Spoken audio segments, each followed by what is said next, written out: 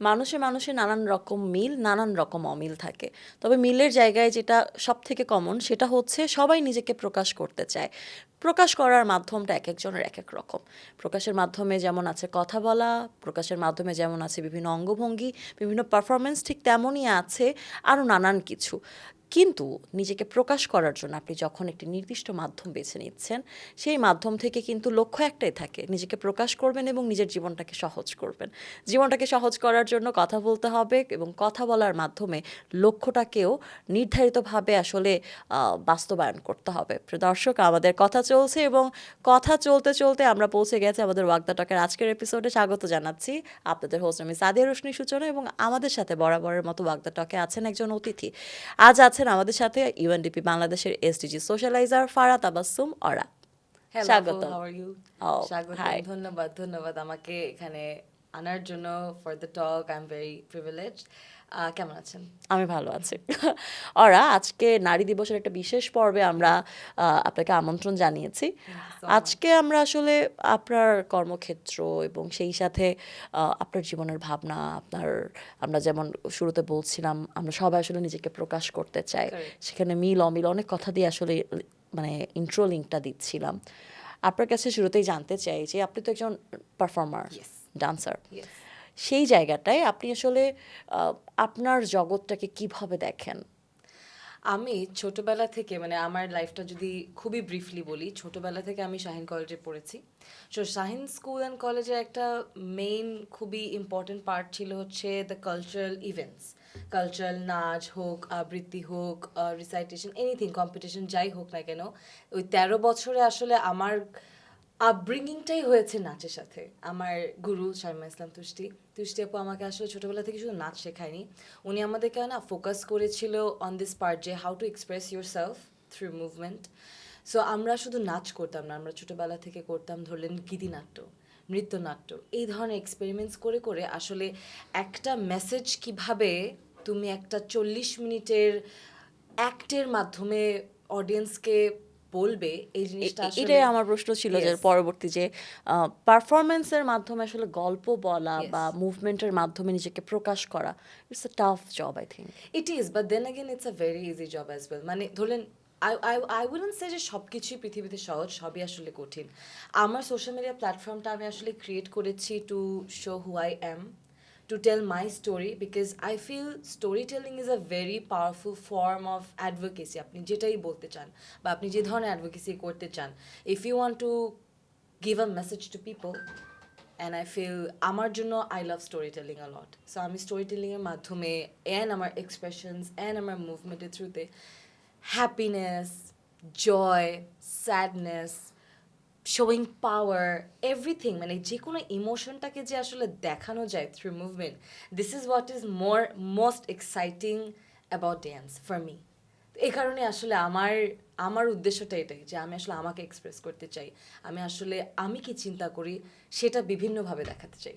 আরও মজার বিষয় হচ্ছে যখন আপনি পারফর্ম করছেন সেটা আমি দেখতে পাচ্ছি, Yes. এবং কখনো না কখনো আসলে ওইখানটাতে আসলে আমরা নিজেকেই দেখতে পাই, নিজের প্রতিচ্ছবি দেখতে পাই একজন Yeah. পারফর্মারের এবং মধ্যে। যে যখন আপনি আসলে একটা পারফরমেন্স দেখবেন বা একটা ধরেন একটা কন্টেন্টই দেখছেন সোশ্যাল মিডিয়াতে, যখন when you feel যে আপনি তার সাথে রেজোনেট করতে পারছেন, ও যে মেসেজটা দেওয়ার চেষ্টা করছে, you feel relatable, that's when you think about changing the norms, that's when you think about questioning the norms, যে আচ্ছা আসলে কি আমাদের এভাবে বেঁচে থাকার কথা, মেবি আমরা এভাবেও চিন্তা করতে আচ্ছা, পারি। বেঁচে থাকার কথা যেহেতু বলেই ফেলেন আপনি, এবং আপনি পারফর্ম করছেন বিভিন্ন জায়গায়, সেই জায়গাটা আপনার মনে হয় যে আপনি কোনো চ্যালেঞ্জের সম্মুখীন হচ্ছেন বা অনেক অনেক সীমাবদ্ধতা বা অল্প Everyday. কিছু সীমাবদ্ধতা আছে এই ক্ষেত্রে? অবশ্যই আমাদের বাংলাদেশের সোসাইটিতে নাচ করে বেঁচে থাকা এই বিষয়টাই is a very struggling part itself, because of the conservativeness we have in our society. But then again এটা ঊর্ধ্বেও যারা যে গুরুজনরা নাচ করে যাচ্ছেন এবং সাহিত্য সংস্কৃতিকে ধরে রাখছেন বছরের পর বছর, I feel like it's it's something যেটা আসলে আপনার ভেতর থেকে বের করা যাবে না। It stays with you and you use this power to tell people your story, to encourage people to do something meaningful, to to do something impactful. So ধরলেন আমি যখন একটা নাচের ভিডিও দেখি বা কন্টেন্ট দেখি, আমি আসলে ওইটাতেই বেশি অ্যাট্রাক্টেড হই, যেখানে আসলে একটা স্টোরি বলার চেষ্টা করছে, একটা মেসেজ দেওয়ার চেষ্টা করছে, and this is what is happening all over the world. এই যে নিজেকে প্রকাশ করতে চাওয়া এবং সেখানটা এত সীমাবদ্ধতা, এরপরেও তো নিজেকে প্রকাশ করতে হয়, কেননা অপ্রতিরোধ্যভাবে আগাতে হলে আসলে এই ব্যাপারগুলোকে খুব একটা আমলে নেবার সুযোগ নেই। ওরা একটু যদি বলতেন যে এই সময়গুলোতে আপনি নিজেকে কিভাবে সামলে নেন, এবং সেই সাথে যারা আপনার মতো আছেন বা আপনার মতো হতে চান, তারা এই আপস অ্যান্ড ডাউনসগুলোকে ওভারলুক করে কিভাবে সামনে আগাতে পারে, তাদের জন্য আপনার কি বলার আছে? সো সোশ্যাল মিডিয়াতে আসলে অনেক নেগেটিভ কমেন্টস পাই, এটা কিন্তু সত্যি। আমি ধরে নিলাম যে এই নেগেটিভ কমেন্টসগুলো আর লাইক ওয়েদার। ইমাজিন করি আমি নিজেকে যেভাবে বুঝতি, যেগুলো weather, and there are good days, there are bad days. Good days আসবে, ব্যাড ডেজ আসবে, there are noise, these are just noise. চমৎকার একটা রূপক কিন্তু এটা, যে এটা এটাই, খারাপ ভালো মানুষ বলবে, খারাপও বলবে, but then ultimately if you have the clarity of over what you want to show, if you're true to yourself, I feel that matters the most. But এটা given that ধরলেন যদি একটা স্টর্ম বারবার আসতে থাকে, তখন আমি ওটাকে একটা ফিডব্যাক হিসেবে চিন্তা করি, বা তখন আমি চিন্তা করি যে আচ্ছা, তার মানে there is something that needs to be changed. একজন পারফর্মার হিসেবে তো আপনার পারফরমেন্স আর্টটা আপনাকে সবসময় উৎফুল্ল রাখে। আপনার নাচলে আপনার ভালো লাগে, আপনি যখন নাচছেন তখন আপনার মানে সময়টা সুন্দর কাটছে, আপনার মনে হচ্ছে যে আপনি খুব ভালো আছেন, শান্তিতে আছেন। কিন্তু এই ব্যাপারটাকে আসলে সবাইকে একইভাবে আলোড়িত করে, এটা আসলে বা আমার যারা মনে নন হয়- ডান্সার আছেন Yeah. তাদের ক্ষেত্রে ব্যাপারটা কিভাবে কাজ করে? ধরলেন আমরা যখন ঘুম থেকে উঠি, ঘুম থেকে উঠে পরে আমাদের ফার্স্ট কাজটা আমরা যেটা করি, আমরা ফোন দেখি। তো এটা ডক্টররা সবসময় মানা করে, রাইট? এটা কিন্তু সবাই শুনে। মানে এখন এটা আমাদের বদভ্যাসে হ্যাঁ, পরিণত এখন হয়েছে। বদভ্যাসে পরিণত হয়েছে যে ঘুম থেকে উঠে আমি আগে ফোনটা দেখবো। বাট তখন ডক্টররা কি বলে যে না, আপনি ঘুম থেকে ওঠার পরে আপনি একটু ব্রিদ ইন ব্রিদ আউট করবেন 5 সেকেন্ড, তারপর আপনি একটু হাঁটা চলা করবেন, একটু তারপর সবুজ দিনটা শুরু দেখবেন, করবেন, একটু আকাশ দেখবেন, এনভায়রনমেন্ট থেকে এনার্জিটাকে একটু নিবেন, তারপর ইউ স্টার্ট ইউর ডে। তো ডক্টররা যখন এটা বলছে, what they try to say is আপনি যখন ঘুম থেকে উঠবেন, you need to start fresh, you need a boost, and এই আপনার আপনার body needs to give you that boost. So আমি যদি এক্সারসাইজ করি, dance is also a part of, it's a form of very beautiful exercise. I feel like যে ধরলেন যারা নন dancer people, তারাও কিন্তু ঘুম থেকে উঠে ধরলেন স্ট্রেচিং করছে, একটু হাঁটা চলা করছে। দ্যাট ক্লিয়ারলি শোজ যে নাচ is really directly related to mental wellbeing. আমার মন খারাপ থাকলে আমি জাস্ট গান ছেড়ে নাচি, আমি এক্স্যাক্টলি এটা করি।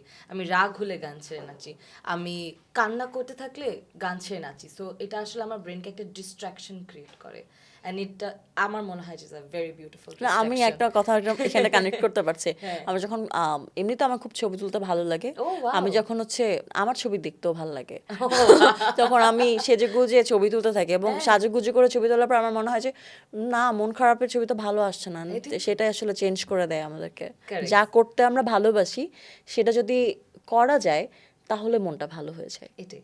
আর আলটিমেটলি আমার মনে হয় যে ধরলেন যারা নাচ করে বা করে না, সবার জন্যই এটা ইউনিভার্সাল ট্রুথ যে when you move your body, when you flow, it creates a sense in your head যে you are free. ওই যে ফিলিং অফ ফ্রিডমটা আসলে আমরা অনেক পছন্দ করি, আমার মনে হয় স্পেশালি বলেন। হ্যাঁ, এটার সাথে সবাই অনেকেই কানেক্ট করতে পারবে ব্যাপারগুলোকে। আর একটু যদি বলতেন সাইবার বুলিং এর ব্যাপারটাই, আমরা কম বেশি সবাই আসলে সাইবার বুলিং এর শিকার হই, এবং নারীদের হার এই জায়গাটায় শতভাগের কাছাকাছি, পুরুষদের জন্য খানিকটা ছাড় না বলবো, বেশিরভাগই আসলে ছাড়েই থাকে তারা। নারীদের জন্য সাইবার বুলিং এর জায়গার ব্যাপারটা অনেক বেশি। এই জায়গাটায় আপনি নিজেকে সেভ করেন কিভাবে? আমি আমাকে সেভ করি না, বিকজ যখন আমি সোশ্যাল মিডিয়াতে একটা কন্টেন্ট পোস্ট করছি, তখন আমি আসলে এটা চিন্তা করিনি যে ওই যে কমেন্ট ডিলিট করেন না? আমি কমেন্ট ডিলিট করি না। কাউকে ব্লক করেন না? ব্লক করি যখন একদম মনে হয় যে মানে ব্লক করেন? আমি না ছোটবেলায় ব্লক করতাম, আই বি ভেরি অনেস্ট। ছোটবেলায় যখন ধরলেন আজ থেকে 3-4 বছর আগে যখন আমি প্রথম নাচের ভিডিও দেওয়া স্টার্ট করছি, আমার বান্ধবীরা অনেক ট্রিগার্ড হতো, তো ওরাও ডিলিট করতো। তো ওদের দেখে দেখে আমিও ডিলিট করতাম যে না না, এটা দেখানো যাবে না, দেখলে মানুষ কি ভাববে। Then I paused for a second and I thought যে my mom used to tell me one thing সারা জীবন, যেটা আমি আসলে নিজের ভেতরে যতটা পারি ধারণ করার চেষ্টা করি, যে you cannot control other people, You cannot control other people's emotions or what they do or their actions. You only have control over yourself. So তুমি বাবা নিজে ঠিকের পথে থাকলে আমার মনে হয় কেউ তোমাকে এরকম প্যারা একটা দিতে পারবে উক্তি না। আমি কোথায় যেন পড়েছিলাম যে যদি তুমি কিছুর পরিবর্তন আনতে চাও সবার আগে নিজেকে বদলাও। এইটাই। তো আমি তখন চিন্তা করি যে আমি কমেন্ট সেকশনে ওর সাথে লিঙ্গার করা মানে কি জানেন, ওর যে একটা নয়েজ ক্রিয়েট করছে ওই নয়েজটাকে আমি আরো তাল দিলাম। So I just don't see ইট।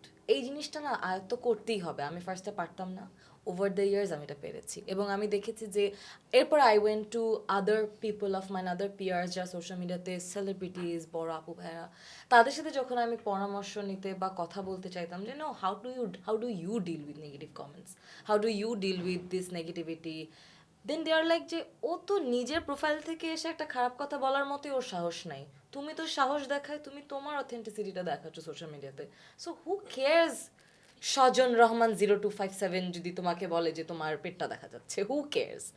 যদি তুমি তোমার নিজের প্রতি ট্রু থাকো, that's all that matters. So there are content creators বা celebrities who actually reply back, and what do they get? Satisfaction. এর বা ধরলেন অডিয়েন্সের আরেকটা appreciation. It's a choice, Apu. I feel like if you want to reply back, you reply. If you don't want to reply, just don't see it. It's like আমি দেখবই না ওটা, আর খারাপ কথা বলছে ওকে, আর আপনি এটা ওর এটা choice. আপনার কথা বলছেন, কিন্তু আমরা যখন সোশ্যাল প্ল্যাটফর্মস ইউজ করছি সেই জায়গাটা আমাদের অনেক ফ্রেন্ডস থাকে এবং ফ্রেন্ডরা দেখা যায় যে তাদেরকে মানানো যায়, বাট ফ্যামিলি অর প্যারেন্টস তাদের সাথে একটা জেনারেশন গ্যাপ থাকে, অবশ্যই। তাদেরকে আসলে বোঝানোটা অনেক কঠিন হয়ে যায়। যারা ইউথ আছেন, যারা এই ধরনের নেগেটিভ কমেন্ট ফেস করছেন, তারা আসলে তাদের ফ্যামিলিকে কিভাবে বোঝাতে পারে বা তারা এই ব্যাপারগুলোকে কিভাবে ব্যালেন্সে আনতে পারে, আপনার কি মনে হয়? আপু I think I would say যে আমি পার্সোনালি লাকি যে আই গট আ ফ্যামিলি যেখানে ইউর প্রিভিলেজ, I কারণ am আপনি privileged. কথা বলছেন, আপনি আপনার কথাগুলো অনেক মানুষ শুনছেও। Right, exactly.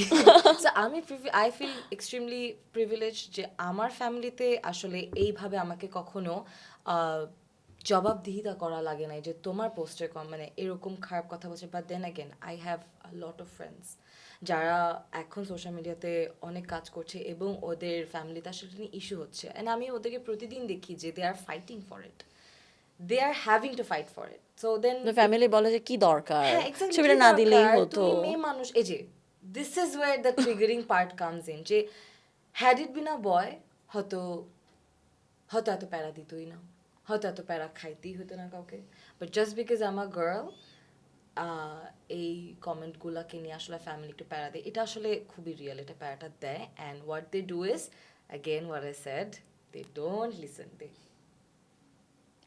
ওরা আমাদের সাথে এসডিজি সোশ্যালাইজার হিসেবে কাজ করছেন এবং এইটা আসলে একটা বড় দায়িত্বও বটে, একটা দায়বদ্ধতার জায়গাও আছে, কেননা এখান থেকে আপনাকে বার্তা পৌঁছাতে হবে আপনার অডিয়েন্সের কাছে এবং সেটা যাতে আমাদের এসডিজি গোলসকে আসলে ত্বরান্বিত করতে পারে সেই ব্যাপারটাও এনশিওর করতে হয়।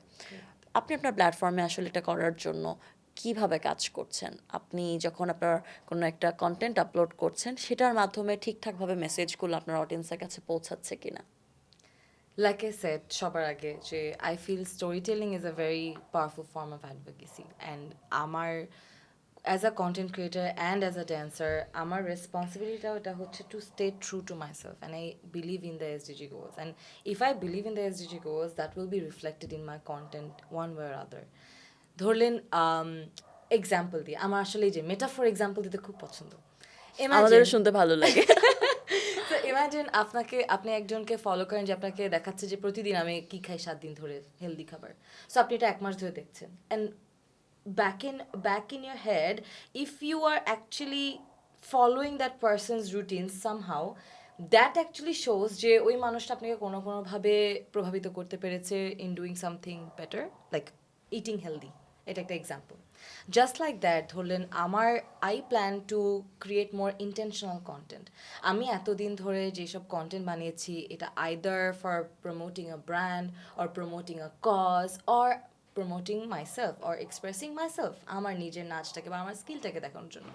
But from now onwards it's a big responsibility, and I feel যে I want to express the main issues that we have, to raise the main issues using my voice for example quality education, for example gender discrimination, for এগুলোকে আসলে যতটা রিলেটেবলভাবে দেখানো যায় social মিডিয়াতে through dance, through content, to story telling, যেভাবে দেখানো যায়, I try to plan and I plan to do that, যে আমি আসলে যেই জিনিসগুলো আমি বিলিভ করি, যে জিনিসগুলো আমি চেষ্টা করব না করার, সেটাই আসলে মানুষকে দেখানোর। অ্যান্ড যদি একটা মানুষও ইনফ্লুয়েসড হয়, I will treat that as a win. তোমার পারফরমেন্স, তোমার কন্টেন্ট সব কিছুর মাধ্যমেই কিন্তু আমাদের দর্শকদের মূল্যবোধের পরিবর্তন কিংবা তাদের দৃষ্টিভঙ্গির পরিবর্তনের একটা বড় সুযোগ আছে। তোমার কি মনে হয় তোমার পারফরমেন্স বা কন্টেন্টগুলোকে কিভাবে সাজালে এটা ভবিষ্যতে আরও বেশি কাজে দেবে? I think like I said, আমার সোশ্যাল মিডিয়া প্ল্যাটফর্মের হ্যান্ডেলের নাম হচ্ছে অরা being aura.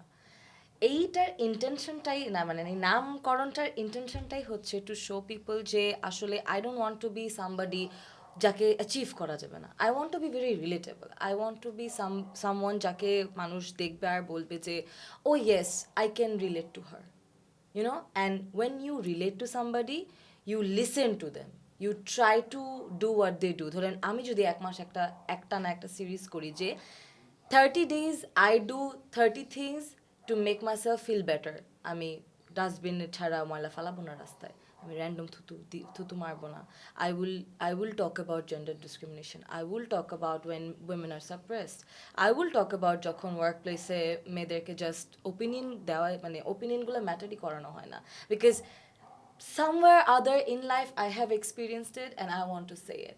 I feel like যে me telling my stories, telling my experiences might help people understand the goals better, or maybe they also aware themselves and people around them to maintain, or to maintain a life that really aligns with the goals. You know, সবাই মিলে আসলে সবাই সবার জায়গা থেকে একটু একটু করে চেষ্টা করলেই আসলে রিয়েল ইম্প্যাক্টগুলো ওরা স্টার্ট একটু একটু হয়। করে চেষ্টা করেই এসডিজির কোন কোন গোলকে কভার করছে? আমরা যখন এসডিজি গোল এই শব্দটা শুনি, ইট ফিলস লাইক এটা অনেক বড় একটা কিছু, সামথিং বিগ টু অ্যাচিভ, বা ধরলেন এটা শুধু পলিসি দিয়েই করা সম্ভব, আসলেই পলিসি কিন্তু মেকাররাই আসলেই পারবে। কিন্তু বড়, কারণ এটা আমাদের জীবনে বড় পরিবর্তন আনবে। অবশ্যই, বাট এই যে আমাদের জীবনে পরিবর্তন আনবে, দ্যাট মিনস আমাদের মধ্যে থেকেই এই অ্যাওয়ারনেসটা ক্রিয়েট করার একটা ট্রেন্ড শুরু করতে হবে। And through my content, through my platform, what I want to do is I want to show people how easy it is to achieve. মানুষ মনে করে এটা অনেক কঠিন কিছু অ্যাচিভ করা, বা ধরলেন 17টা গোল এটা শুধু পলিসি দিয়েই হয়তো করা যাবে, বা পলিসি মেকাররাই হয়তো এটাকে চেঞ্জ আনতে পারবে, বাট আসলে change starts with us. I strongly believe that যে চেঞ্জ স্টার্টস উইথ আস। আমি যদি আজকে রাস্তায় একজন ফুটপাতে বাইক উঠাচ্ছে এটাতে প্রতিবাদ করি, রাস্তায় একটা অ্যাবিউসের জন্য, যে কোনো ধরনের অ্যাবিউজমেন্ট, যে কোনো ধরনের হ্যারাসমেন্টের জন্য যদি আমরা আরও জোরে ভয়েস তুলি, this is us creating the change. I feel like যে এটাই আমাদের করার কথা, যে awaring people, because we all are educated and it is our responsibility to make sure everyone is educated about this, and it is easy to achieve. I don't feel it's really difficult to achieve. So আমার কন্টেন্টে দিয়ে আমি আসলে এটি চেষ্টা করব বোঝানোর যে how relatable the goals are and how you can actually achieve this easily by changing small parts of your life. ওরা এখন যে পারফর্ম করছে, ওরা এখন কন্টেন্টগুলো আপলোড করছে, যখন সেই কন্টেন্টগুলো বা পারফরমেন্সগুলো আসলে এসডিজির কোন কোন গোলগুলোকে কভার করছে? আপু কারেন্টলি লাইক এতদিন আমি যে ধরনের কন্টেন্ট বানাতাম, লাইক আই সেড যে মোরাললেস, হয়তো ইন্টেনশনাল ছিল, হয়তো ইন্টেনশনাল ছিল না, বাট প্রত্যেকটা কন্টেন্ট আসলে রেজোনেট করতো happiness, positivity, joy, being, spreading positivity among people. But now that যে কোনো কিছু করার প্রাইমারি লেভেল। yes, যে কোনো কিছু করার primary level, but now that I have been given such a huge responsibility, I feel যে with more collaborations with UNDP and with other SDG socializers, I want to work towards almost all the goals: quality education, mental health, uh, making sure discriminationটা যতটুকু কমানো যায় through content, through advocacies, through creating activities. I don't know. We can do so many things. The world is our oyster. Okay, let's work together. Yes, let's work together. আচ্ছা, আজকে যেহেতু আমাদের women's day special একটা walk the talk চলছে, সেই জায়গাটা একটা rapid fire round আছে। ভয় লাগছে? না। ভয় কিছুই নেই। যদি এমন প্রশ্ন থাকে যে কোন 3টি বিষয় তুমি কখনোই টলারেট করবে না? Ooh.